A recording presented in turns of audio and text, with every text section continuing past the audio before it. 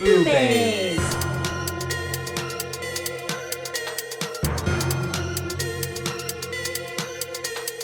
Boobies!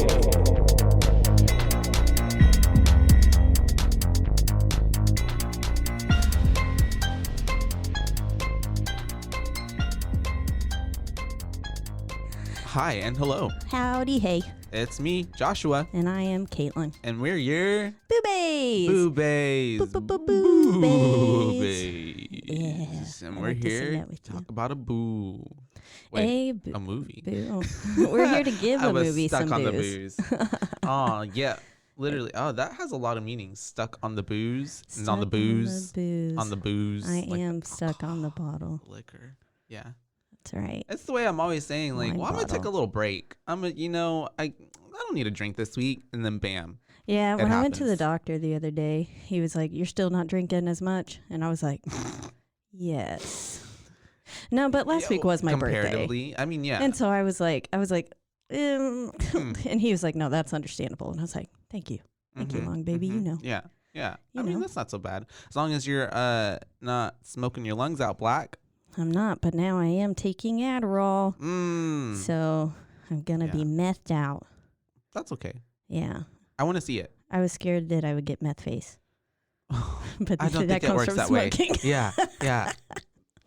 Well, you never know. We'll see. It might help you out. It might be like the magic wonderful pill that you need. Yeah, I mean, I 'Cause do have ADHD. I went through there is all of that really Nothing intense wrong testing. with taking medication, you guys. Oh, yeah. Nothing wrong with doing what you need to do for your mental health. I take a fuck ton of medication. Last night I didn't take my medication, so my sleeping medication. So I didn't sleep. I was up at 3 a.m. I've been awake since 3. Oh, seriously? Let's go. Yes. Damn. Okay. I think that's the Adderall kicking in now. Oh, I didn't take that till this morning. Anyways. Yeah. Today, guys, and I mentioned a black lung because it kind of ties in with what we're going with today. We're going to be so talking smart. about the Autopsy of Jane Doe. Autopsy of Jane Doe, 2016, Yep. right? Film. And yeah, it's one that I really enjoy. I did have someone suggest that we mention where we are watching these. Okay. Yeah. So that way they can find them. That sounds like a good plan. Today we watched this on Shudder, and Yes. you did as well, right? Yeah, we watched this on Shudder. I originally saw it on Netflix a few years back. I was just scrolling through, and Netflix was doing a pretty shit job of updating their horror collection at the time. And so I was just going through literally every movie Everything. on the list. A to Z. And so I wasn't expecting. So it's the first one. Yeah. I wasn't expecting much from it, but I thought it was a pretty decent film for We're like not a mainstream. Like, not just really like being hyped up before it, just being like, I stumbled across straight to streaming. across it Yeah. and said, oh, hey, this looks cool. It's got a dead chick. It's so crazy to think about how many of these don't go to theater, and it's just like straight to streaming now, or straight to like, I guess back in the day would be like straight to video, but it's just like there's so many films out there that are did probably this really one good Not that like go to theater? I don't know. I don't think it was in theater I don't because I don't remember. remember any kind of hype for that. Yeah. And I just like there It's got are some I'm decent sure names so in many his father, I forget his name, Stan. Here, we'll pull up the cast list, but he was the dad in The Ring. He was the dad in The Ring, and he The was one who- also William Stryker in the X-Men series. He was also in Braveheart. Bryan Singer's X-Men. He was in lots and lots Oh yeah, of things. he's pretty well-rounded of an actor. Yeah, for sure. His name is Brian Cox. He Okay. plays Tommy Tilden. Emil Hirsch plays Austin Tilden, the son. So we got a father-son duo here, and they are Morticians. Yes, I was going to say morguist. I like that better. That's not a They're word. coroners. Coroners. I like coroner better. Yes. It has a better round, like a better ring to it. It's a family business of morticians, coroners, and their whole morgue and everything is actually underneath their house. Yeah. Which I was like, dope. I was like, that place got to be haunted as fuck. I was like, I could not. That house, cute as fuck. I Oh, yeah. love it. It's like a The really morgue, Also love it. It was a really grand looking house, like old style kind of house. Yeah. When they would do the shots outside like of a it. nice little farm, old That's style what I was farmhouse. thinking. Yeah. And But then like, underneath was very like 70s vibe in the morgue. dude, and I the was way like, I kept "Ooh." saying the whole time, I want to touch these walls. Yeah. Every wall was like different. Like there was so many textures going on down there. I was a fan. Yeah. I love it. Me too. I like a busy. I have a busy eye. Like I like things that look busy. Yeah. I love how the cast list is just 10 people. So yeah, I mean it's basically just it is a film. Mr. Bryan and Emil the and whole then time. with Olin Kelly, who played Jane Doe. Jane Doe. She was a corpse. Shout out to Jane Doe. Yeah, she did a good job being dead. Yeah, I mean, honestly, like, if I was an actress, and I'm just imagine like her being like, "Mom, I finally did it. I broke into Hollywood. I finally got a role. Oh, sweetie, what's the role?" I'm a corpse. Literally, no lines. The whole movie just like laying there, but she looked amazing. She did. Like, do we rate props her to her. titties? I was about to say, just props to her, just feeling comfortable with just like laying there like naked for hours as people are filming around her and like stuff's going on. Like, she's only been in like 4 films. This one being one all of corpses. Them. All of them, she is a corpse. She's really gorgeous. She's beautiful. Yeah. So we start off the movie and there's like a murder scene going on. Yes. And we have the cops doing their thing, like I very do like, CSI. I do like the good leaves rustling with the name. And then the sharp transition to what was apparently a serene scene. Just it looked much brighter. Yeah. Then I liked that contrast with the like loud shoop kind of sound. And then it flips. And then, yes, it says Grantham, Virginia. We get a pan of the house. But then, it's at a brutal murder scene. Yeah, CSI, cops walking all around. That's what I got. Like this to me, like this movie also like it gave me like CSI or like Law and Order SVU, but like Halloween special. Like, but in a good way, not in a bad way. Yeah. But because it was very much so like the first half of it was. I'm a fan of those crime shows, so I'll take it. And the first half of it, especially with them trying to find the COD, it's just like it feels very like policey, like and then it just like shifts and takes this like paranormal turn. You're like, you're like nothing normal is happening. Hold the fuck up. Hold the phone. So we have this murder scene. We got coppers trying to check out the place, and they are excuse me for that. They are doing what everybody does, like placing the little numbers around, collecting evidence. Tents. You get to see all the not little bodies, but the bodies, and the human-sized bodies. And it was brutal. Yes, it was like stomachs gouged out kind of thing, and bunch of just real rough shit. I do want to say I really liked the lack of dialogue at the beginning. It goes quite a while before we get that phone Actual call words. With Sheldon. Was that the sheriff's name? I don't remember the Sheriff Sheldon. Yeah, we get the phone call and it says, "Sheriff, you better get down here." And that was the first line of the movie, I believe. I didn't hear any other talking before then. So I liked that lack of dialogue. It really, I feel like, sets a nice tone, and then it's pretty serious. Because I imagine people probably aren't like going through talking their heads off at a crime scene. It's the way I'm like trying to remember. I'm like, was there not dialogue? But I know like I was speaking over the whole time because I'm like commenting the whole time. I'm like, But yeah, you're right. No, there wasn't until that point. And then they go down into this basement and they see that there's a corpse. Rando dead girl. I don't even want to say. I don't even want to say corpse. It's like there's a body. Yeah, there's a body that's pretty well intact. Like doesn't look like a corpse. It's been buried in the ground too. Yeah, like, and it's like perfectly pristine looking. Yeah, they look. And if you look at it, the layers is like it was deep in there. Yeah, it looked like they had unearthed this body that it doesn't look like it should be as fresh of a body, especially, and like, I mean, we get that as we get to the morgue as we keep going itself. But yeah, then we get the line from one of the people saying there's no sign of forced entry, nothing is wrong. It looks like they were trying to get out. Yeah, it looks like the people were trying to break out. And I said, not so subtle foreshadowing. But hey, sometimes those nail on the head kind of things is what you need. Yeah, and it's not letting you like there wasn't really kind of any guessing with this movie or like what's happening. It's pretty self-explanatory. Yeah, but it's good. I mean, at first it's kind of like until they uncover the actual story. It's That's like, true. oh fuck, okay, what's going on? It's the way I mean, I kind of pegged it from the beginning though. Mm-hmm. I was like, she's a witch. Mm. Like, I don't know why. Like I got two things. I was like, she's a witch.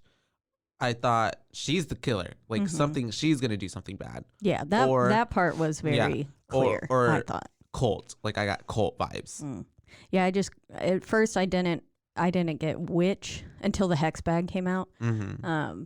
But I just thought she was a vengeful spirit. Who was just, which I mean, I guess kind of technically she is. Her body was dead, but she still had brain activity. Yeah. So I just thought she was a vengeful spirit until like the hex bag and then all that stuff like started coming out. I was like, oh, okay. That's called black magic. Yeah. Dark magic.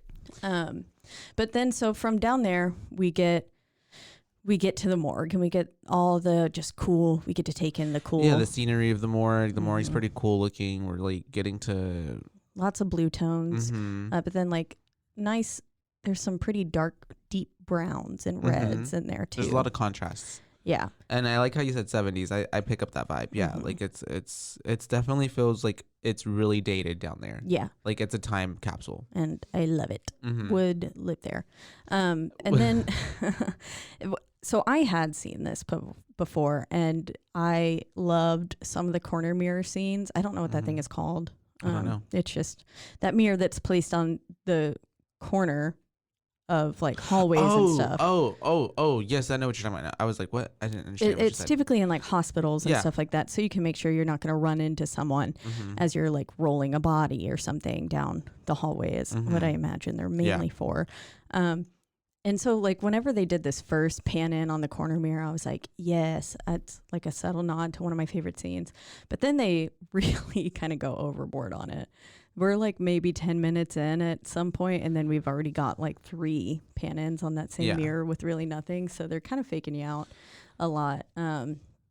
Foreshadowing, setting up, kind of, because I mean they do come back. A lot of just really blatant foreshadowing again. This movie loves a jump scare.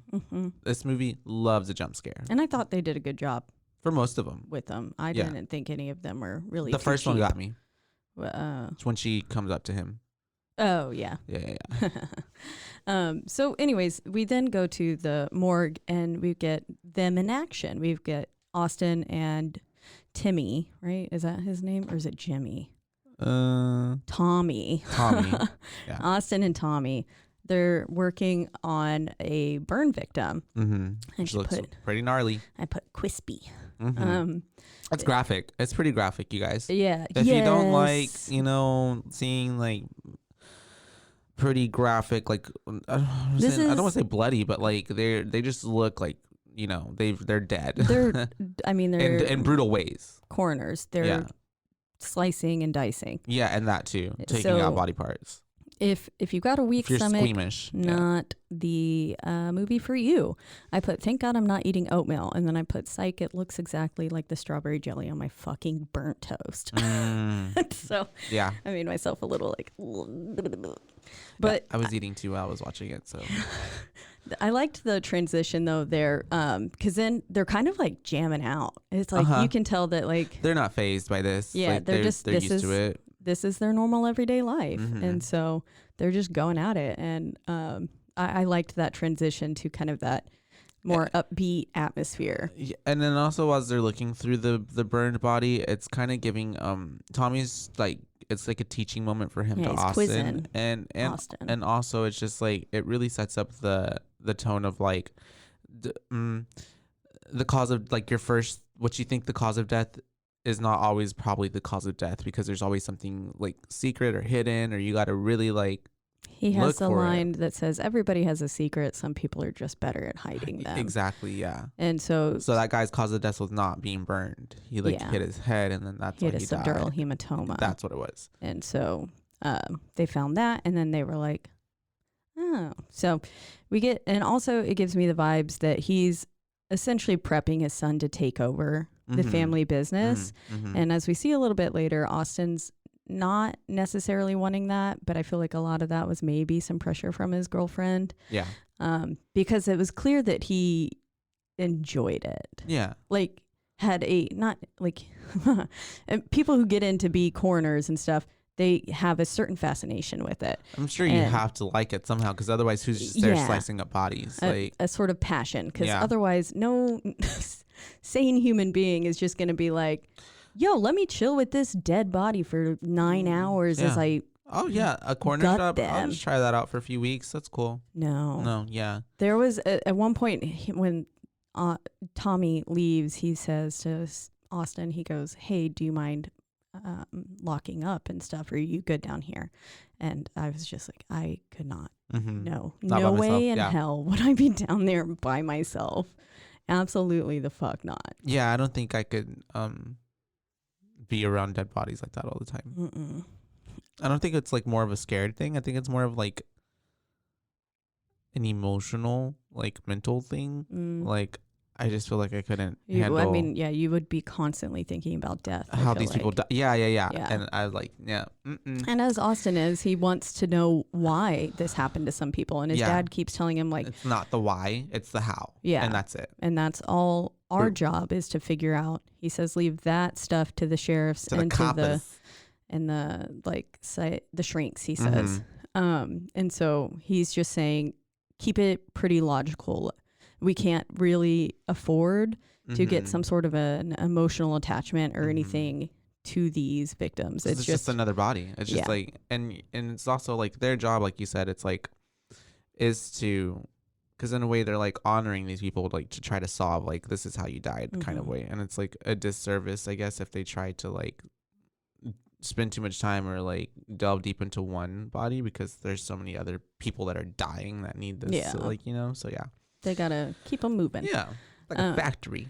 Yeah, for real. And so they are just kind of chatting, right? They're talking. We get they kind of get like a look into like their not daily lives, but like what they do there. And then Austin is talking about how he's gonna go take plans with his girlfriend. Yeah, go to the movies with his girlfriend, and then he asks his father, when is the last time you saw a movie? And he says some girl with Alzheimer's, and he's building him he's building her a house or something. And then he was like, the Notebook, which I thought that was a pretty funny thing. But it's super important because it gives you it's the first kind of mention of their mother being, or Austin's mother, Tommy's wife, being deceased. Because he's like, I took your mom to go watch it, right? Yeah. And so you can tell that like they're not talking about her in a present tense. And so that was like one of the first mentions. And then we don't really get the full story until later on. But it's, I feel like, kind of important, I guess, to note that maybe I don't know. And it just builds more to the character. And like, whenever we do find out that she said like how much he's still like not really okay with it. With the dad, Tommy, he's still kind of grieving. Yeah. Because it's only been 2 years, so we find out. And I mean, 2 years to get over your lifelong partner. Get over it. Well, that's basically what Emma says at one point. Yeah. She's like, it's been 2 years. And I said, fuck up, shut the fuck up, Billy Loomis. That's exactly what I said. Yeah. I was like, do not be, Anyways, I love how right after this, there's a scene with, I forget what Austin's doing. He's doing something, but then the cat comes in. Oh, yes. But before that, the dad goes to leave. He does go out. And I think that it's important to note, like, so he goes past the elevator and then he goes to the other way out, which is through essentially a storm cellar door. To the outside. Which is going to be a big part of this film. And I put even there, I was like, that's a sketch ass way to get out. Like, nah, fuck that. Yeah. Only 2 exits. Yeah. And one of them being something that could possibly malfunction, the elevator. Yeah. And malfunction the cellar door. Door. Apparently there's a big sycamore. Yep. And so essentially, again, they are underground. It's setting the scene. It's letting us know like it does a good job of setting the scene and letting us know like the different rooms and the fact that there is only those 2 exits. But yes, then the kitty comes in. I put, a kitty. Yeah. Well, that's what I said out loud. His name was Stanley. Stanley. Yeah. He's such a cute kitty. And is bringing a present. Yeah, it's a little dead mouse. I think it was a rat. Oh, rat. It It was pretty big, wasn't it? Yeah, it was huge. Yeah. That was a rat. The tail was like a lot thick. And then Austin's just like, Dad, Stanley found another one. And I was like, look, he's just giving you presents. Yeah, and I think it's like that's what they think you're hungry, so they're like trying to feed you, and because they think you're starving because they never see you hunt. Yeah, exactly. So it's actually a really special like sign. Yeah, like, it's like, I bought your snack. Yeah, here's your chicken nugget. And they're always like so proud of it, and so it's a good sign when your animal brings you that. I would be very upset, but. It is. I just imagine like having to pick that up. He picked it up with his bare hands, like willy nilly, and then I I was like, well, I guess he does like literally play with people's intestines. So I guess for me, it was like it would be like a trash bag on my hand, paper towels, line up a bunch of paper towels over it, so I don't have to feel the body of it, and then it was like anytime I had to pick up vomit too. I had to get so many paper towels so I couldn't feel it. Oh, I know. I feel the warmth. I know what you mean. Anyways. And so but now we get your first scene, and then we have a jump scare with the girlfriend, Miss Emma. And yeah, she got me. I put dick ass girlfriend scared him. I know. It was funny. Because it really does a good job of leading you up, and you're like, oh fuck, is something gonna happen? Yeah. And then it's again, I've said it many times before. Fake out. I love a good silly jump scare where it's not something scary. Because then you're just like, oh, I can't believe I just jumped at that. Literally. It wasn't even a ghost. I yelled at the TV. And so, yeah, Emma comes. That's his little girlfriend. She, I guess they're at this point, why did she show up? They were supposed to go out to the movie. That's right. I'm so sorry. Yeah. They're supposed to go watch the movie. But then she starts exploring. She goes into the coroner's room where all the dead bodies are. Yeah, and she says, "You visited me at work, so now I get to visit you at work." And he was like, "You work at a bookstore, not in a room with fucking dead bodies." He's and trying to protect her, and like he doesn't want her to like see something that she shouldn't see, or she thinks she's ready for it, but she's not. And can't unsee. I'm just like, this girl want to see a dead body. Yeah, she did. I was like, what does she got? Like, she have like, all the thoughts were in. She's a necromancer. Oh my god, she's necrophiliac. Oh my gosh, what is she? I feel like she wants to do it over the dead body. Oh, okay. No, I just got that she was curious. Nah, it's just my mind was because ridiculous. I feel like if I was in that situation, I'd be a little bit curious too. I'd want to see it. Yeah, I would want to see it. I don't know if I'd want to uncover like someone whose face was blown off. But yeah. Yeah, I don't know, man. Anyways, so she's going and she's saying, I want to see one. And Austin's like, no, like my dad's pretty strict. And then all of a sudden Tommy's back down there and he's like, try me.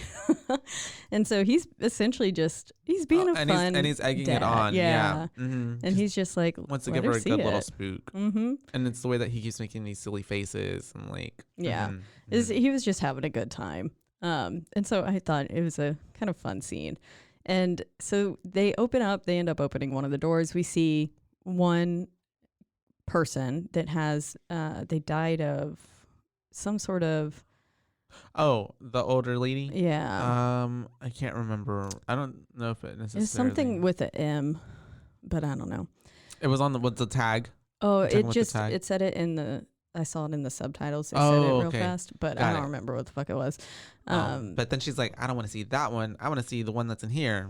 And well, this lady's eyes and mouth were sewn shut, which is, I guess, is that something they do? Maybe they did that there. I don't know about that, but yeah, because it didn't seem like she was like, the thing that they said sounded natural. All of our coroners and morticians and morgusists listening, please let us know if that's a normal thing that you do. Because I guess if you're gonna, I was thinking you would only do it if you were going to maybe cremate, but then why the fuck would that matter? Yeah, because it's gonna burn. Unless they had to remove stuff from her. I don't fucking know. And it's an open casket. I don't know. Maybe it had no relevance and it was just to make the movie spookier. Yeah, it was.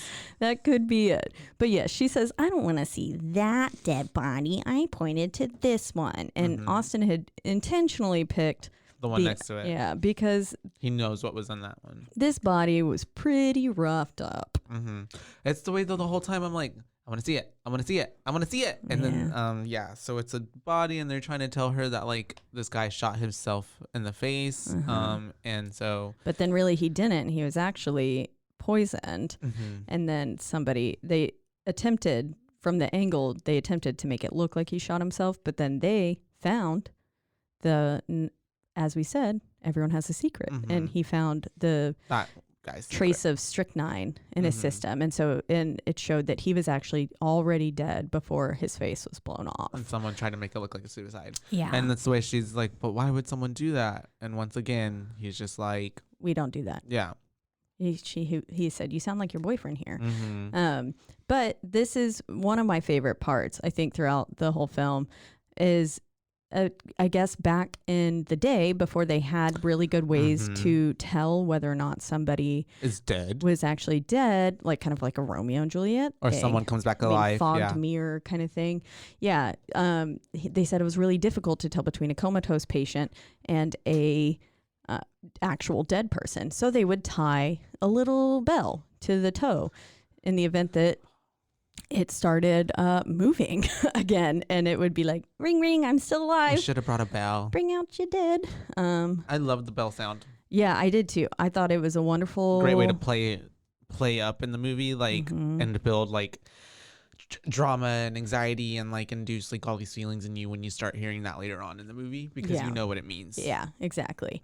I thought it was a very, very nice point. It reminded me of a little kitty. Yeah. Oh. And then we get another jump scare, which is Emma is her name, right? Emma, yeah. She's going to reach for the blanket to take it off to look at the face. Yeah, because they were like, take it off, let her look at it. And just as she's about to lift it, the dad shakes the bell. Yeah. And it scares her. And I don't think it scared me, but I do think that was a funny little jump scare. Yeah. Because I personally, we know that I don't like sunken in faces. And so I was like, anything with a mushy face. Do I want to see it? I don't know. I wanted to see it. So we don't get to see it, you guys. Not just yet. And so, that's whenever we have, I think, Sheldon, right? Sheriff Sheldon starts to come back. Yeah. So Austin and Emma are going to leave, and then Sheldon comes down wheeling a body. And I put here, I was like, that elevator looks sketchy as shit. But then they got in. I love elevators, by the way, that have like a fucking those little cages, gate, whatever, like very Titanic. Like I don't know why, and I've never been in one like that. Really? But I want to. There's a few around town. Really? That are still operating, that are like that. Take me. Okay.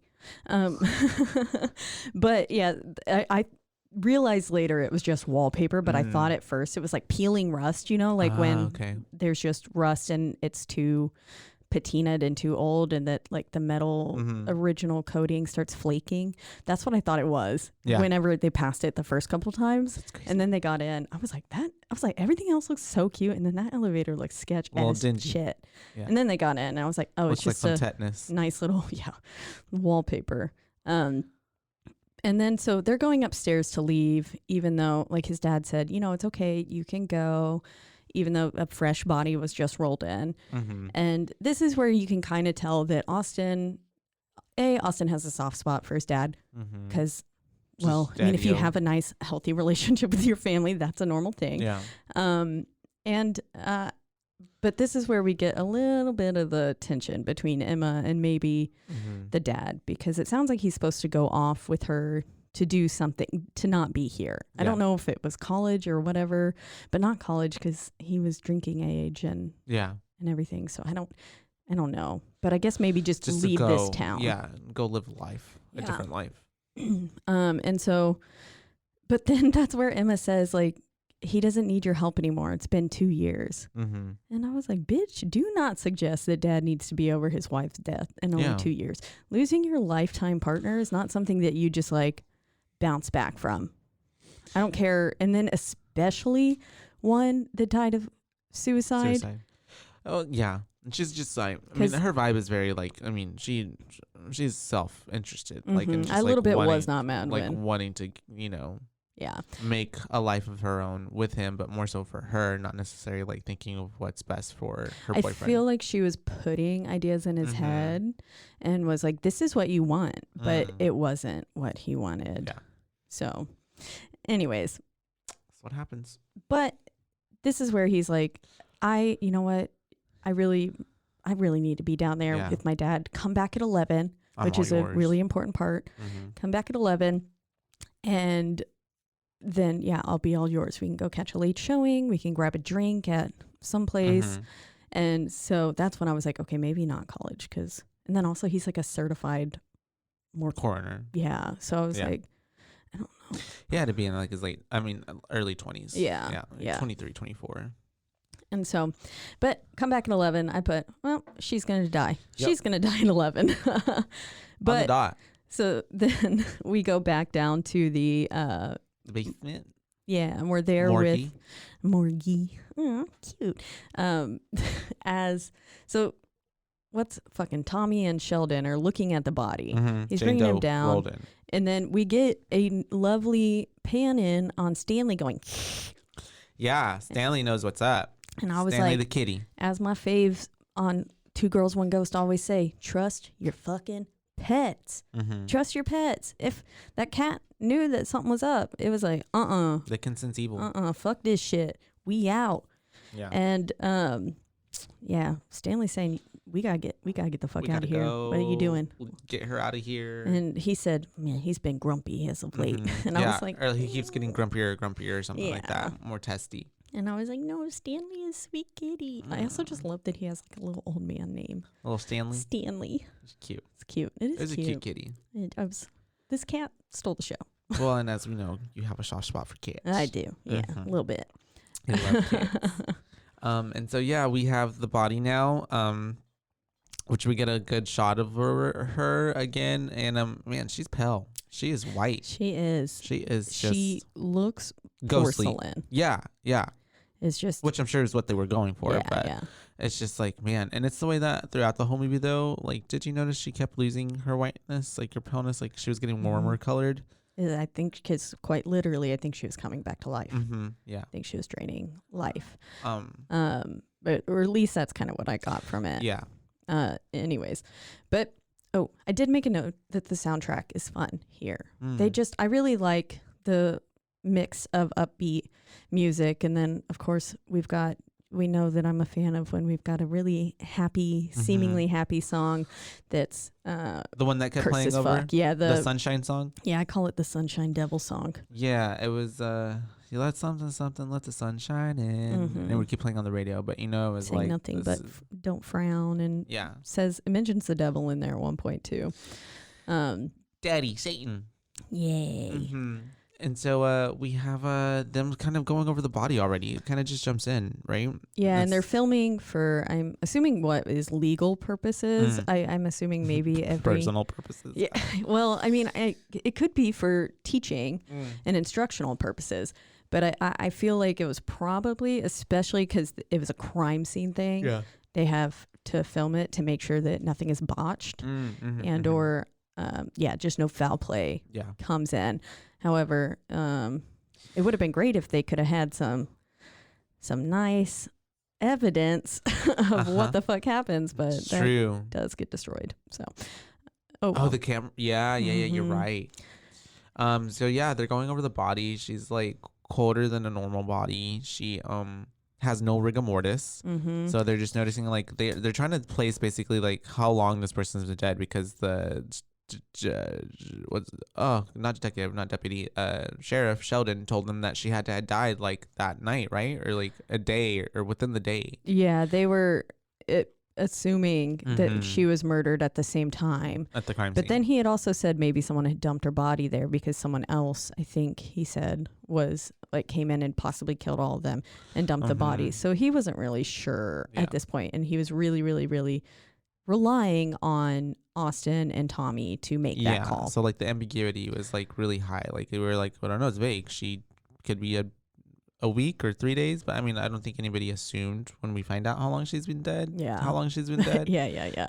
They're just looking at her, and from the outside, she looks okay. It looks like maybe she just died in her sleep. Other than like when they roll her eyes open or like her lids open, she has gray eyes.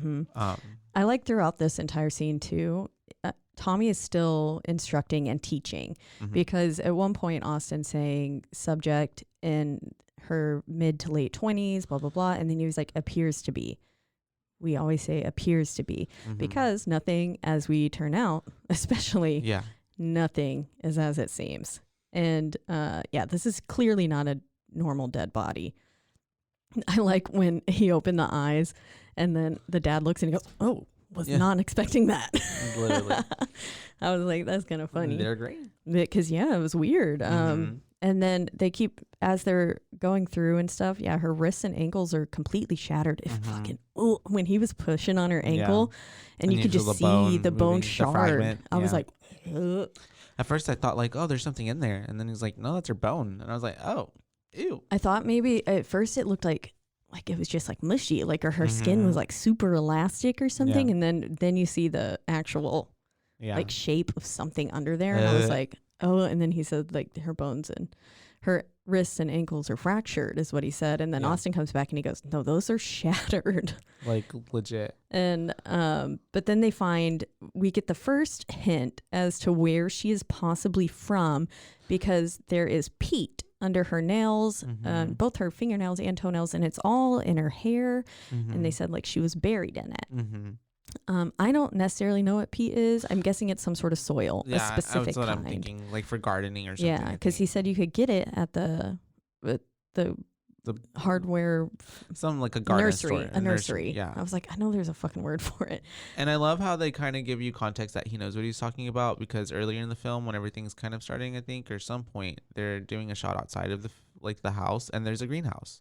Did you notice that? There's a greenhouse. Oh, okay, yeah. So he knows his plants and all that. Yeah, he's an all around really smart man. And so they have they find it and he's like, well, she either is from up north or from like that nursery kind of thing. And someone went and bought this and buried her in it. And he was like, but the only place it naturally occurs from around here is north in the northern area. And so then they're continuing to go through. He opens her mouth and we find a fly. No, I'm sorry. I'm jumping the gun. That's her tongue is cut off. Yeah. Crudely severed tongue. Because he goes, maybe Austin is saying maybe she overdosed and bit the top of her tongue off. But it's the way that it was like. Yeah, he said it was serrated. Yeah, there we go. And there was actual like lacerations, and it looked like a marbled steak. Yeah, I could see that. That's what it looked like to me, because it did look funny. Yeah, I remember I was making a comment on it too, but I can't remember the comment. I guess I've never it was like it was dried or had been cut off for a long time. And it was weird. I don't know. But yeah, pretty creepy. And so it's the way that a lot of this is like we said, if you're squeamish, like maybe don't watch it, but also do watch it. Oh, maybe he said, ooh, I wasn't expecting that to the tongue. It was at some point. He did say that out loud. Yes. But so now they're coming to a little bit, they're trying to figure out, like, was she possibly a victim of human trafficking? And because they were saying, that. Well, and it's because they also too, like, they're, before that, I think before he says and goes into that, right? I think it's because that's whenever. No, you're right.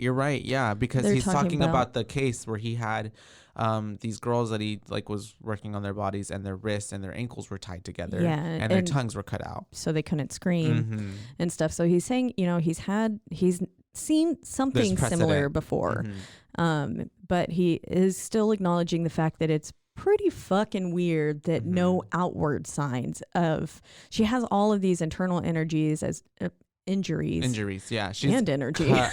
She's quite literally cut the fuck up. Yeah, she is absolutely destroyed. Yeah, but her outward appearance looks flawless, and so it's just very puzzling. Yeah, she's like a cake. She's like a layer, because every time they would cut into something else or be delving deeper and deeper, it's like another thing, like, oh, they did this to this, they did this to that part. Yeah, it was a lot. But then now we get the buzz. yeah. Okay, yeah. Oh man. So yeah, they're what's his face? Austin is like, I forget what he's doing to her body. He was trying to take a photo of the severed tongue. Yeah. And then all of a sudden you get a little drop of blood. And the nose starts twitching. And it's fresh blood too. And so you're like, that shouldn't be happening. This bitch is dead and has been apparently dead for a little bit. A while. And so yeah, first it's the way that the nose is twitching. I'm like, oh shit, she's not dead. And then you realize there's a little fly coming out moving of her nose. Yeah. And then then right after that, they pull out a string from her throat. And I put, homeboy's got to be having flashbacks to the ring right now with the fly coming out of the nose and the nose bleeding. And then the string coming out of the throat. That's all from, that all happened in the ring. I guess the thing in the throat was that the girl, the cord.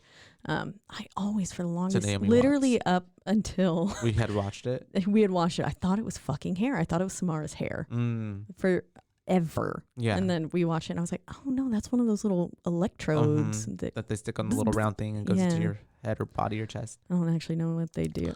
I don't know. It's just the monitor. They monitor. Yeah. It sends feedback. And so I just thought that was funny. I was like, look at all these little, and I don't know if it was intentional, but it just definitely reminded me of the ring. And so, but we hear on the radio that there's a bad storm. Well, it actually said we're supposed to have good weather all this week. Oh, that's right. And it says just like, no, like we're going to have fine weather. It's going to be great and everything. And then all of a sudden, though, you hear thunder. And so that, to me, I'm still a little bit unsure if she fabricated that whole storm and like edited the radio coming through, or if she really did alter the weather and that actually happened. But no, she must not have, because it says we're going on our fourth straight day of sunshine. So she's altering their minds here. Yeah, that she's fucking with their minds. And you don't really, I guess, know that yet. Until the end. And also that the little mention of good weather is a pretty small moment. Like, unless you're actually paying attention, you're going to miss it. Yeah. And so, like the way I did. Because then they will start talking about a storm.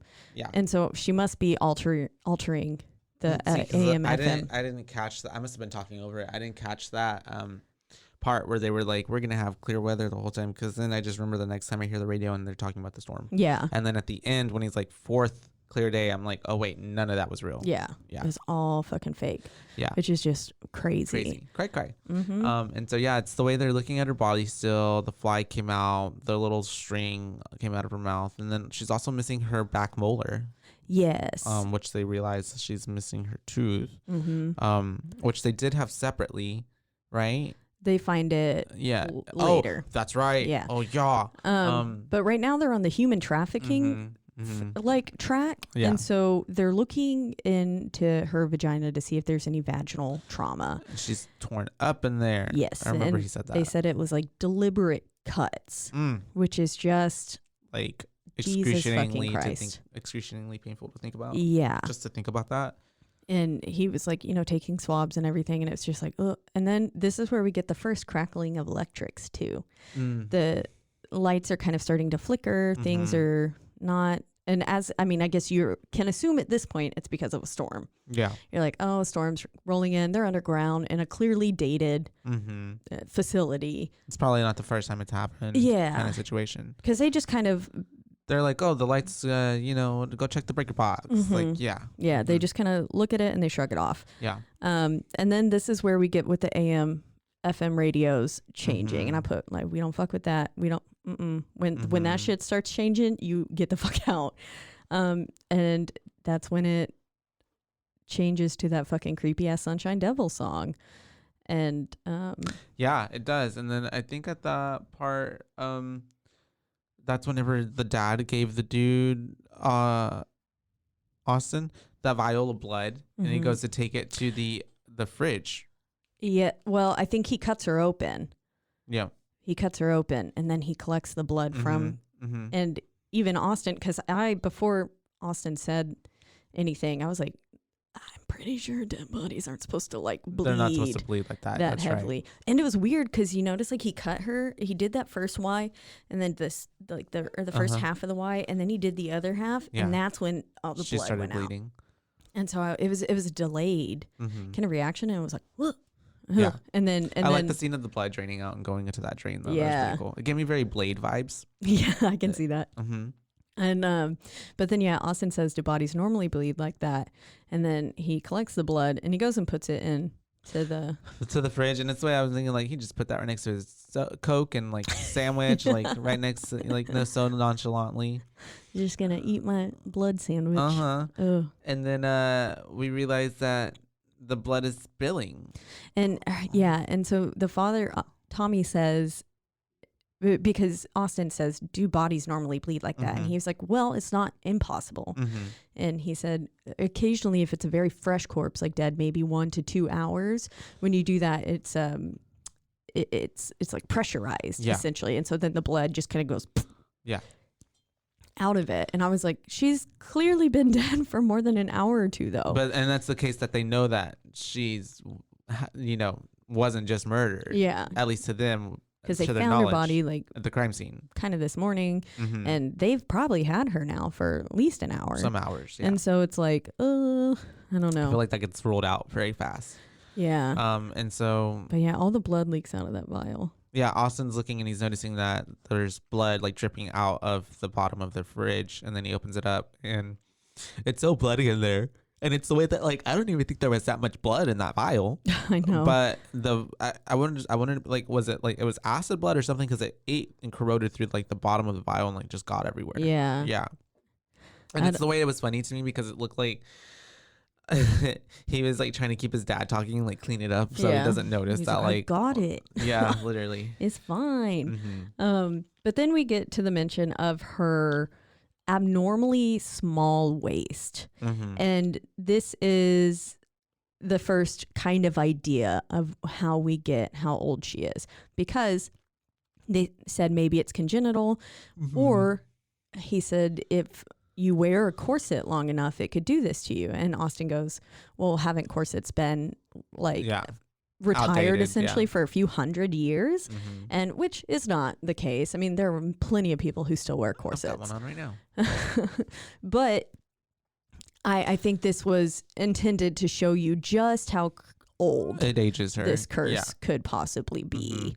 And then we get that fucking rib cutting scene. Yeah. That was that's some good meat.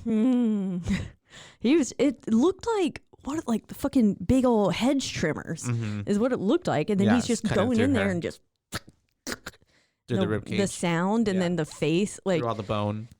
Because they really kind of pan in on the father's face as he's doing it, and you can see, like, whenever you're trying to cut through something relatively strong, and then that like snap, and where your body kind of jolts with it. Yeah. It did a really good job of showing that, and I was just like, ugh. And then like at one part, I think the whole breastplate just kind of pops off. The practical effects on this movie is really good. Like from the beginning to like when we saw those first couple bodies like in the morgue, and then like her body and all the stuff that they end up doing to it and pulling out of it.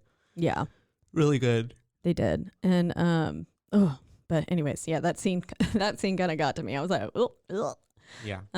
But this is where we see those lungs, severely blackened lungs. Yeah, and they're like, whoa, like a little blackened tilapia. Yeah, and they're like, what the fuck?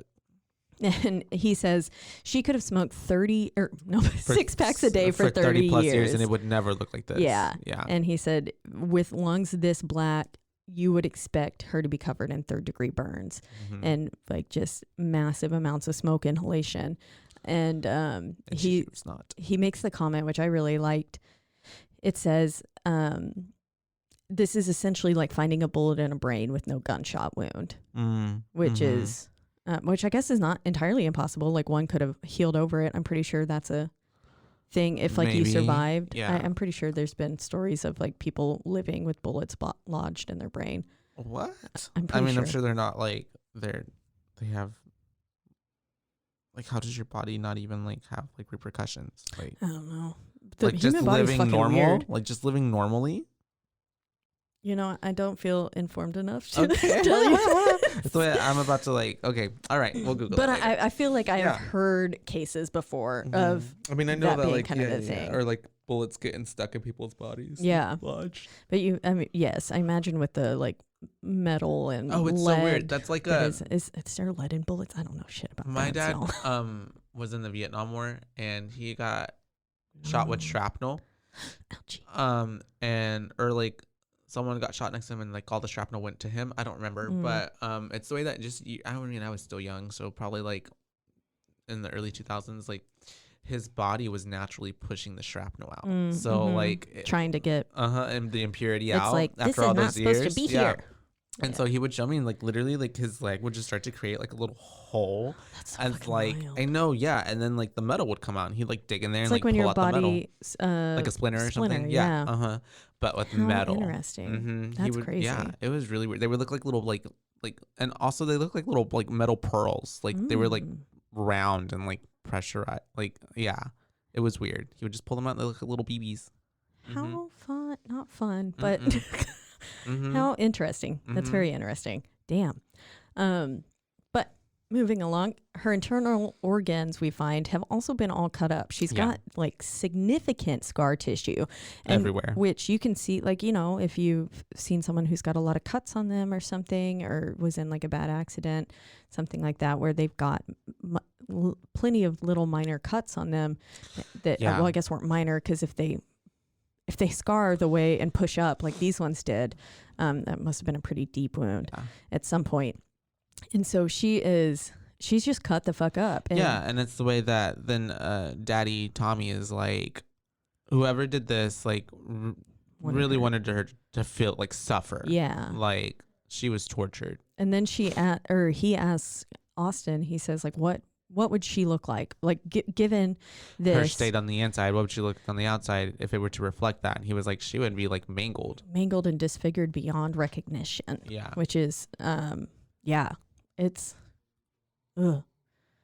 just insane that she is. It's so torture is the reason for the season. But then we go out and we've got Austin's going to, there was some loud banging happening. And so he's going to investigate. And this is where we get the first creepy shot of her standing in the corner mirror. He like sees something her. And he's like, what the fuck? And then he goes around the corner and nothing's there, but he keeps hearing, like, we've got a really nice kind of eerie and spooky. Yeah. And it's building a lot of suspense because we're looking through kind of each door, and we're not sure, but we're still hearing a sort of banging. And you're just kind of holding your breath with anticipation to be like, oh fuck, okay, when's it gonna pop out? When's it gonna happen? And then her bones, like her fucking ribs or something, cut the dad while he's digging around in her. But then Austin walks into this fucking dark room. It was pitch black in there, which he then turns on a lamp. But I was like, but they're in the basement. There's a storm going on. The lights are flickering. Pull out at least something. A flashlight. No. I don't know. But yeah, so he goes and he turns that on though, and he's hearing something in the air vent. And so something was moving up there, and it kind of spooked him. At this point too, in between that, isn't that the dad cut his hand? Yeah, that he cut it on her bones. On her bones. Yeah.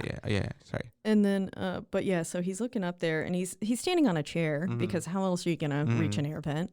And but yeah, he's looking in there. He's really listening in, and you can tell they're trying to really draw you in at this moment. They want you to get scared. Yeah.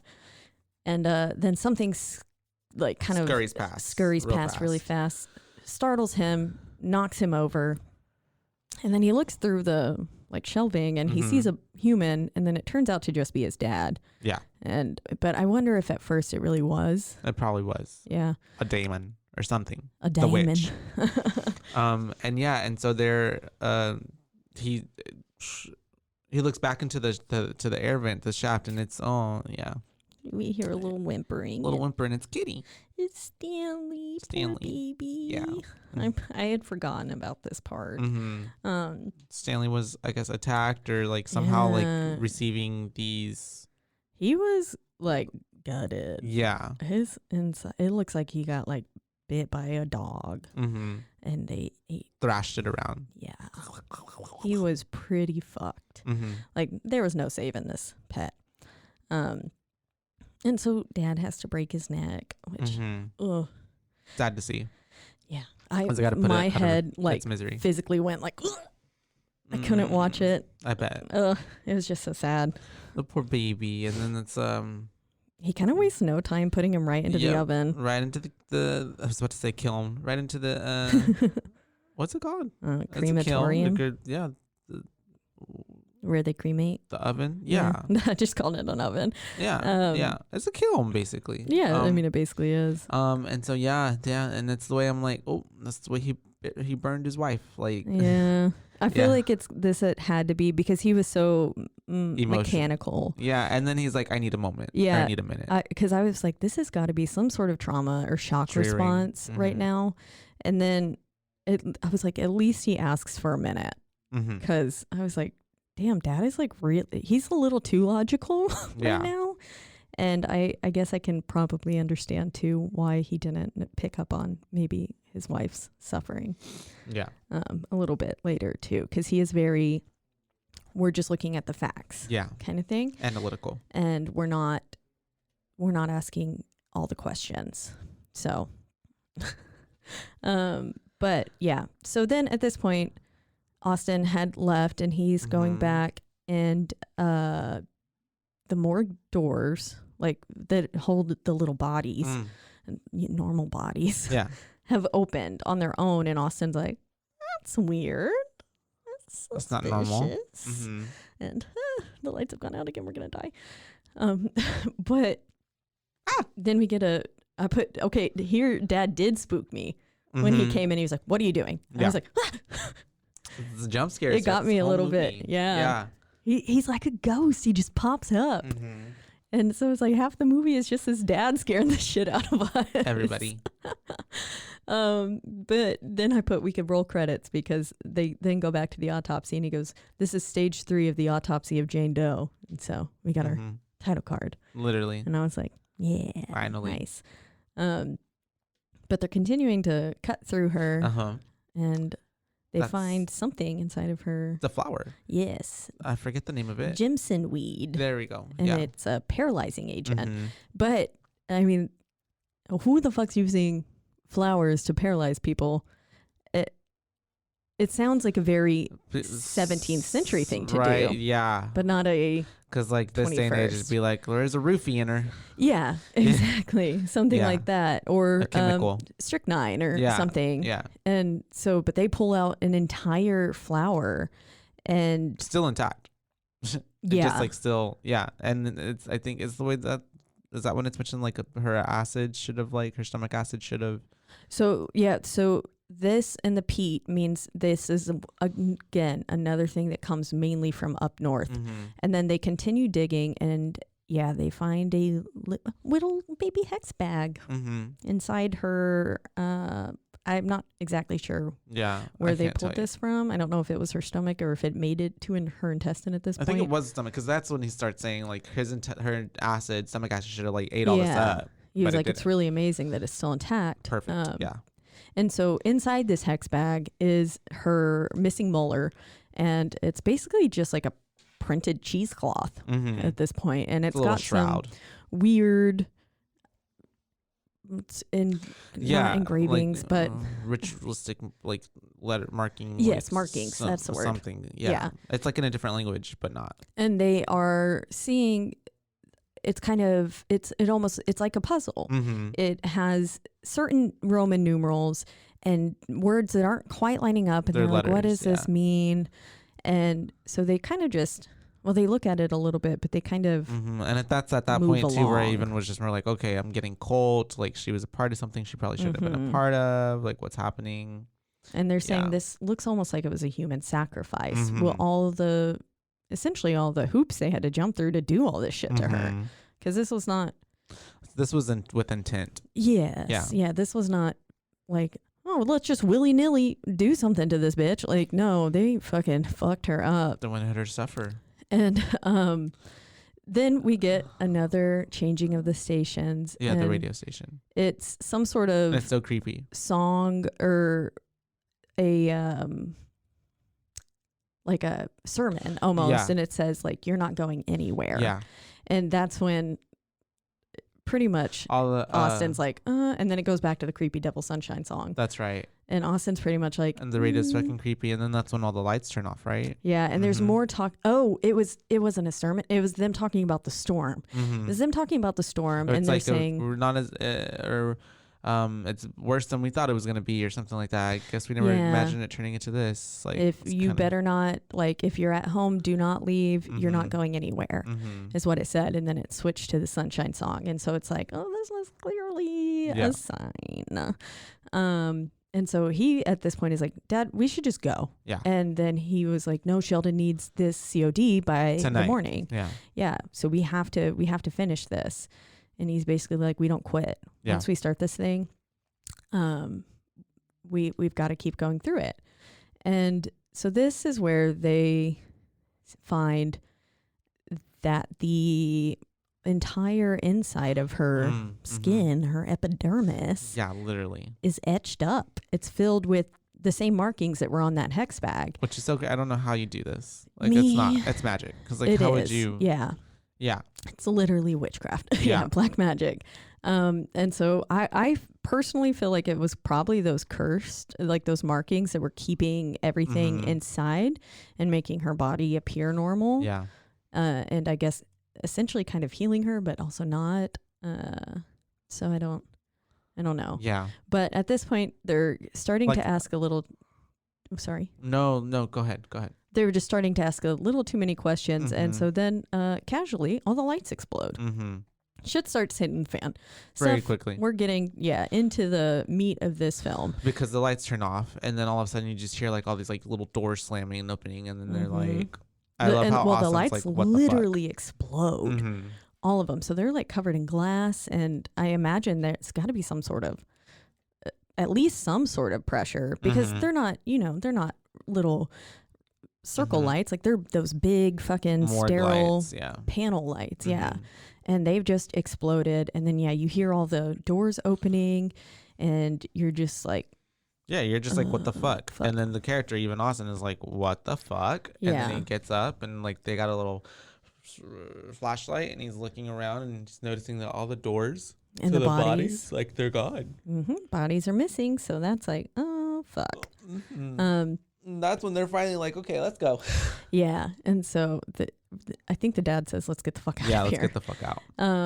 And at this point, we get some really awesome flashlight / first person POV shots here. I liked it, kind of like on VHS 94 when we were in the, also a funeral home. Yeah. We were in yeah, that yeah. scene where, It was reminding me of this one. Yeah. Yeah. And there was a storm. Ah. yeah, Yeah. kind of the same. Yeah. And so that same scene where she's walking around with the flashlight, and I said like, oh God, I felt, or the camera, because it had the light.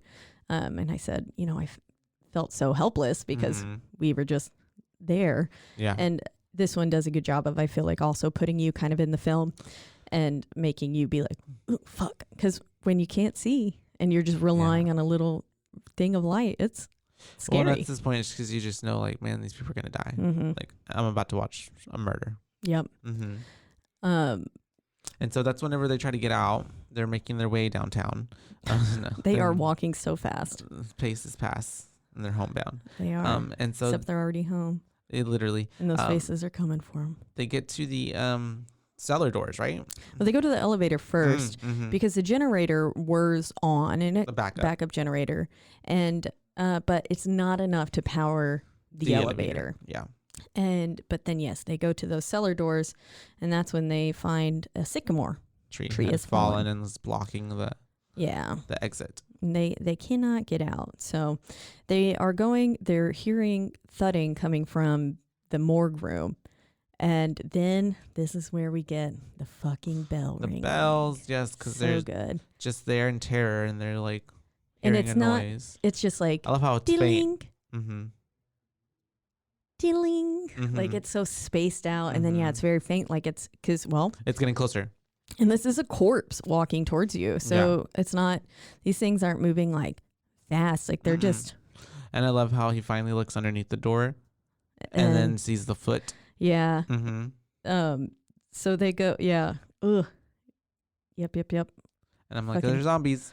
It was. I did like that scene because it also, again, it puts you like you can't hide your eyes. It takes up the entire screen. Yeah. His view sight under the door. And gives then me like very signs. Yeah. With the aliens sticking their fingers underneath. Mm-hmm. But yeah, he sees that, freaks out, of course, and then like who the fuck but like a moment later the door starts banging, and so they have to like put a big old file cabinet to block the door. Mm-hmm. And they're freaking out. They also can't get a hold of anyone at this point. Mm-hmm. They've already tried, and the storm has made the storm has made the phone lines impossible. Yeah.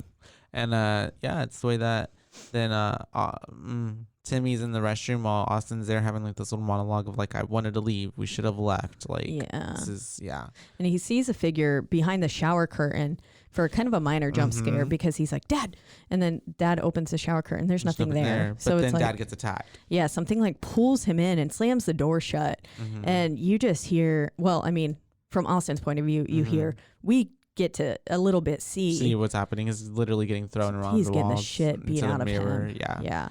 And then as Austin is finally allowed in, he's talking with his dad and like checking out his injuries, and like it looks like his ribs were fucked up. Yeah. Got some internal bleeding for sure. Yes. And then he says it had her eyes.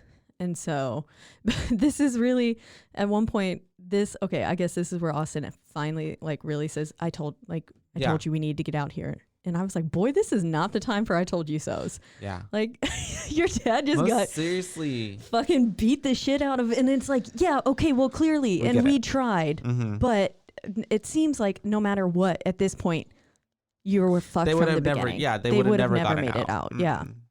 And so they were just talking about like this shouldn't be possible, and then, like they're basically, the son's like, everything that is happening is not possible, but it's happening, so obviously we are way past possible. It's her, and we need to go take care of it. And so and they finally leave the room. They've locked themselves in what was, I'm assuming, in their dad's office. But we figure out that, I don't know what his name was, I just called him Gunshot Johnny because the face dude. Because he was walking around and they saw that it was his little face covering that was on the ground. And then we also know it's him because of the bell. But then they get back into the morgue and they realize everything that they had taken out of her, because, they're like taking out her little things. It's looping all it out. rapidly decomposing. Now that it's not inside her body anymore, it was just like, it looked like it had been sitting there for months. Yeah. It was nasty. It was pretty gross. But then she locks them in. We get a little bit of the dad mentions, let's get her to the crematorium. Yeah. And then, so I want to burn her. Yep. They get locked in and they can't get out. I guess the door only locks from the outside, which makes sense. And so now they're kind of fucked. And yikes. And we get a kind of a here's Johnny moment with a axe to the door. That's right, because he's axing the door up and then he looks through it and it's the lady who had her eyes sewn shut and her mouth sewn shut. I was really hoping it was going to be Gunshot Johnny since I called it here's Johnny. But yeah, then we get that sewn face, and that part was kind of comical to me. I did laugh a little bit. It did scare me. Yeah, and when she screamed and like, but it did look gross. It looked like, like when you chew gum for too long and it's like, that's the way her mouth pulled through the stitching. Ugh. A little bit. Yeah. It was really gross. But yeah, it's the way that they're locked in there now, so they're just like, fuck it. Yeah, they literally are like, fuck it. He starts dousing like her with gasoline. But then I was like, we learned this in the taking of Deborah Logan. We don't burn bodies just randomly inside. Like, no, you don't do it. And then y'all are going to be stuck with her. Literally. And it's the way that I thought, like, man, this is their downfall. Right now it's happening. But anyways, they set her on fire, and it's the way that her body just like turns into like a supernova. Yeah, like, just starts goes burning up to the ceiling, and then the ceiling catches on flames and everything around them, and is on fire. They have to get the little extinguisher to like put all the little witch smoke fire out. With that amount of fire, I was just like, I thought, is that extinguisher gonna do shit? How are they even going to? I feel like no. And she didn't burn. Yeah, she didn't. Everything said and done. Her hair didn't even singe. Yep. during all of this fire too, we get to see that conveniently all the evidence is destroyed. So all of the photos showing her being cut open, anything like that, were burned. The video recorder was completely burned. Anything like that. Yeah. There's essentially no evidence that they even opened her up. Yeah. As well as we find at the end. But yeah, no evidence left. And yes, of course she's fucking fine. And then we hear the elevator ding, and I was like, that's true. Time for the girlfriend to die. Because I was like, I know this bitch came back. And then so they're running. They're trying to get out. I had forgot about her, and so whenever they're running and they're trying to get to the elevator because like the elevator's working, so they finally get to it. Trying to get in, of course, the cage is like not closing because that'd be too easy, right? And then it's the way that while this is all happening, they're getting stalked and chased down by the dude with no face. Yeah, or what they assume. Yes, who they think it is, and because they're hearing the bell walking towards them, and that's what they're seeing. Yeah. Because this is where we get to see his face. And it's pretty rough looking. Bashed in. Pretty rough. Shot in. Yeah. And so it's the way that then Tommy is like, well, fuck it. Like, I'm tired of running. Like, I'm just going to. And so he gets the axe from his son and he's waiting for the zombie, whatever, dude with the shot in to come up. And as soon as he like hears someone like right there in front of the elevator, he just swings. And so sad. Yeah, it turns out it was she Ellen. was making them see shit, and yeah, it was Emma. And it was Ellen DeGeneres. But yeah, Dad killed Emma. It was pretty sad. Austin it was pretty sad to see Austin like break down. Yeah, because he was like, "Oh shit!" And he just kept saying like, "Oh no, oh no." And then it was nice to see the dad cry there, because so much up until this point, he had looked very just like, again, robotic. Yeah. Not almost as if he was devoid of emotions, apathetic. And so I could see that. It was, in my opinion, really nice to see that side of him. But then they're like, well, shit, we need to get, the elevator started working again a little bit, enough to where they're like, we need to get inside. And so he pulls Austin inside. And then, of course, they only make it like half a bit up before it stops again. And so they're kind of stuck inside there. And we get to see a little bit more of the dad's wounds. His side is fucked up. Yeah. He's got some really intense injuries on his ribs. And then we get to hear the story of the mom. And he was saying that he always called her Ray because she was a ray of sunshine. And but then he was like, if I would have known that she was suffering, I would have, helped her. But he was like, she always seemed so bright. And I was like, yeah, unfortunately, that's how it goes a lot of the times. Yeah. The people who act like they're the happiest are the ones who are Saddest. 2 seconds away from killing themselves. Anyways. Yeah, and so after this whole little heartwarming scene between dad and son, that's whenever they decide like we're gonna go finish this. Yeah, because they're like, why hasn't she killed us? Yeah, and it's because she wants us to feel what she's feeling. And so the dad's basically like, we have to go through with figuring out her cause of death. Like, we have to figure it out. Yeah, that's the only way it'll stop this. We don't stop when we've started something. And then at this point, we also get a little view of the crematorium turning on, and so it gives us a nice smoky atmosphere. Like Scream, I put Silent Hill vibes. Yeah. Essentially, we can't see. Yeah. We can't see anything. So, I mean, at this point, yeah, like I would just keep going to cut her up too. But yeah, I would have been holding hands to not get separated. They were just like, well, let's just walk right into this smoke. I was like, no, you cannot do that. A lot of choices there. But they end up getting kind of separated, yeah. And then Dad gets the shit beat out of him again. Yeah. But they do eventually make it back into there, and that's when they're like, we need to keep digging, essentially. And that's when they start to get into her skull. Yep. Ew. When they pulled back the scalp and like that and put it over her face, I was like, ooh. Yeah, it was And then gross. when they started cutting into the brain, I actually thought it was pretty cool though. Yeah, it's mainly the skin flap that kind of freaks me out. And when they put it back on, it looked like a wig. Like it looked like how you put a toupee, a wig on. It didn't look fake, but it's just like the way that it settled on her scalp again. It looked like how it does when I put a wig on. I don't know. but gross. Yeah, and So- it's the way he gets like he cuts her brain and gets like a little piece of it and puts it in a little slab of meat. little dish and looks through it and through a telescope, right? A microscope. Yeah, microscope. And that's whenever he can tell, he's like, there's activity going on here. Like Yeah. the reason she's not, we can't find a cause of death is because she's still not alive. technically dead. Yeah, she's still alive. There's and that's brain activity. whenever still the occurring. sun is like, her heart is literally like outside of her body. How is she still alive? And Like, he's what do you like, well, mean? there's some energy that's keeping her going on, but that's some demon shit. Yeah, literally. And so then this is where they put together Austin kind of accidentally folds the cheesecloth, that's right. the shroud thing. And it's a Bible verse. Yeah, it's Leviticus 24:27 or something like that. Yeah, I think it's 2027. 20:27. And then there was the Roman numerals. It said 1693, and so this is where the dad gets a Bible, and of course this is a verse about being a witch. A witch. And 1693, she's from the north. We've got They put it together. They think she was part of the Salem witch. Salem witch trials. Yep. And She's even a the witch. dad's like, there was not even a real witch in the Salem witch trials. It was just young girls who were falsely accused and like, and wrongfully murdered. And so then this is where dad starts putting it together, and he's saying like, would a ritual performed on an innocent create the exact thing they were trying to destroy? Because she wasn't hung or burned alive at the stake or drowned like many of them were.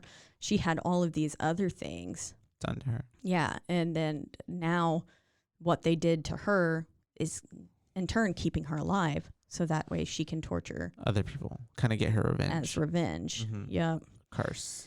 And so they're going through, they're kind of figuring out the dad's ribs look fucked. Again, he pulls up his shirt and it is just black. And I was like, yeah. And it's the way at this point that dad knows that like, we're not going to get out of here. So he tries to like bargain with her. Yeah, he does. Over her body, and is just like, please don't hurt him. Just take me. Do what you want with me. It's fine. Yeah. I like the way that he also, when Austin goes, why would she do this? Why is this happening? And then he says, we were just in her path. Yeah. We're just pawns. Yeah. And so unfortunately, wrong place, wrong time. And yeah, he's like, we're fucked. We're actually fucked. And he was like, she's not going to stop until, and then he goes off and Austin's like, until what, Dad? Yeah. Until what? Like, fucking say it. And I was like, it was until y'all are dead. And that's whenever the dad is like, do what you want to me. And then she kills, like she starts getting all I'm this. assuming he's having some sort of cardiac arrest. That's what I thought too, or because something. of, I guess, but all of her like wounds and stuff are getting inflicted on him at this time. It's basically transferring all of that to him. Yeah, because she's healing as he's dying, like feeling everything that she felt. Snaps, his bones are his snapping, wrists, his wrists are ankles. snapping. Oh, that his was eyes so gross. his eyes are turning gray like hers. Yeah. And he's basically like at this point Austin has realized like, oh shit, something's happening. And the dad starts to beg for a mercy kill. Yeah, he's trying to reach for a knife and he's like, please just kill me. And so as all this is happening too, her body is sealing back up. And it's just like a little zipper. She's going right back together. To her color, her eyes are turning less gray. Yeah, they were brown. And so I guess she was like coming back to life and draining their life, making her come back, or I guess just essentially getting power. And then, yeah, so he kills his dad, or, Mercy kills. Him, Yeah. And I would want to be dead at this point. Yeah. If I were Austin, like I would just look at this bitch and be like, fucking kill me. Yeah. And right there's now. no other, and it's the way that at this point he starts to hear, right? Yeah. He hears Sheldon yelling like, hey, I'm up here at the cellar door. We're going to get this tree out of the way. We're going to come get you. Yeah. And at this point I was like, he's not really there. I think I knew that the first time. I was like, fuck, this is an illusion. And so then we start hearing him sing that song again, something about come let the sun shine in. Yeah, because he's saying like, open the door. And Austin's like, open it. And he's like, I can't. And he said, open it up and let the sun shine in. And it goes into the song and it's like, ooh, fuck. Not over yet. And that's when Austin was like, oh no. And then he, and there's a little foreshadowing of a little banister that's like broken or damaged or not working well, and he hears a little bell and he turns around and it's his dad behind him in this newly ghost dead body form, and it scares him, and he falls back and breaks his neck. We love good horror film where literally no one survives. No one is alive. I mean, the cops the are, way, but he would have never, and yeah, because at this point I'm like, the son is going to get blamed for all of this, like if he would have stayed alive, like the murder of Emma, his dad. Yeah, like there's no explanation. Like, how do you explain any of that? Yeah. And so but man, Austin was so damn close, but and then that's when you get to figuring out that this was the 4th straight day of sunshine. The storm was never real. It was all a giant hallucination. Yeah. And that would explain why, like, they ended up killing Emma, because they thought they were seeing. Because at that point too, I'm like, why wouldn't they hear her being like, "Hey guys, hey, where y'all at? Hey, it's me." She was manipulating their surroundings so much that they didn't even register it was her. I mean, they honestly could have been dead from the beginning. Who knows? And like all that wouldn't have been possible, but it was just all in their head. Yeah. It's wild. Like most things are. Yeah. And so then Sheldon comes in, they're going through the body, like through it, and the woman is saying, like, you know what this looks like. Like, there's no signs of forced entry, blah, blah, blah. And he's like, I've known this family for 20 years. It's whatever it looks like. It's not what it is. Yeah. He's saying that there's no way that, Austin killed his father and stuff like this. And so that's whenever she's like, okay, well, we'll just take this corpse to some. And he's like, get this corpse out of my county. Yeah, get her out of my county. Let someone else deal with it. I was like, yeah. And then, then we get to see she's completely healed again. Everything is back in its place. They pan in like on normal. her. And I was like, now she gets to keep killing. Wee.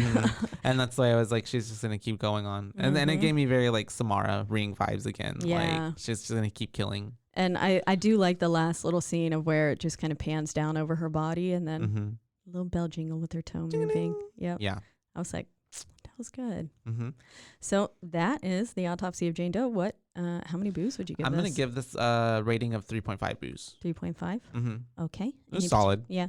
It was solid. I mean, I was thoroughly entertained. I never really quite felt like it was cheesy or cheap or like trying too hard. It was a different kind of idea. I'd never seen anything like that before. Yeah. I think that's what I liked so much about it. The first time I saw it. It's an original thought. Yeah. Like, I feel like, oh, cool. Like, I've never seen anybody do something like that. So it was really interesting. Yeah. Yeah, I agree. I think I might give this one a 4 because I really did. I really enjoyed it the first time I saw it. Like, I remember telling multiple people to go watch it after I saw it. And yeah, I just, like you said, it was a pretty new idea. At least I felt for me, and for a movie that I just stumbled upon, I was pleased. I was like, damn, this is good. Yeah. Same way that, like, I mean, that's what happened with The Ritual and everything too. That was how I just kind of stumbled upon that one. Yeah. On Netflix at the time, but now we watch this one on Shudder. But yeah, shout out to Shudder. I would give it a 4. I also did have some people leave some comments. Yeah. And so one listener, Malin, a dear friend of mine, she said she saw it and she thought it was really good overall. And she said she would give it a 4 out of 5 boos because it was overall pretty good. She said, I remember feeling a tiny bit let down by the ending. And also that bitch killed an innocent cat, and that's not cool. Oh, Stanley, R.I.P. Yeah, she was like men, like, kill men to come back to life, whatever. But that cat didn't have anything to do with it. And I was like, you right. She's right. Yeah, poor Stanley, R.I.P. Pour one up for Stanley. But yeah, so that is the Autopsy of, and it's the way that I want them to come out with like a prequel, and it's like the killing of something Jane that Doe. like actually gets her. Yeah, but I don't know, I kind of like this, just the Autopsy of Jane Doe, the killing of Jane Doe, and then the last one, the curse of Jane Doe. Okay. I can see it all. Yeah, I would still watch those films. I think I am highly satisfied with the idea that she just gets to keep killing them. Well, because I could see it, like, I could see, and so I could see the second one being the prequel of like how she got this, like the 6, like a period piece, like the 6, like the witch trials, that, and then leading into even at the end of that movie, cutting to what happened in the scene before this movie started, like the crime scene, and then her ending up in there, like, and that's how we start. And that one is the starting of the first one. I would watch that. And then the last one, the curse, is like what happens after she leaves this place and going to the next county, and it's just like batshit crazy. I would watch that. Mm. Okay, get on it, Hollywood. Come on. God, we give you so many good ideas and you never listen. Yeah. How rude. Once again, you're in the lovely Rogue Media Network studio. That's right. They always take good care of us. Very well. They get So up many at the ass crack of dawn on a podcasts. Sunday. We are on you stream us, please, wherever you'd like to stream your favorite podcast. You can find us on so many platforms. The main ones being Apple and Spotify. That's right. And if you're listening on there, please don't forget to rate, review, and subscribe because that's literally the only way we can go anywhere. Tell us if you love us or if you hate us. Yeah. But really just more But so if mainly you love if us. you love us. Yeah. 'Cause we're sad people. You can also find us on exactly one social media platform if you want to let us know how you felt about certain films. That is At Boo Base Podcast. That's right. It's on Instagram, and that is all. One word. Mm-hmm. Boo Baes, Baes, not a babes, because we're your Boo Baes, not your Boo Babes. That's right. And I think that about covers it, huh? Yeah.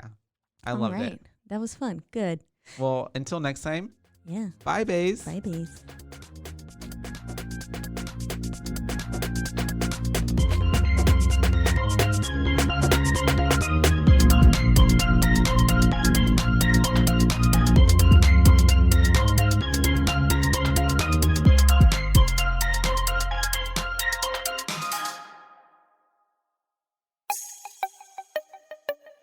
This has been a Rogue Media podcast.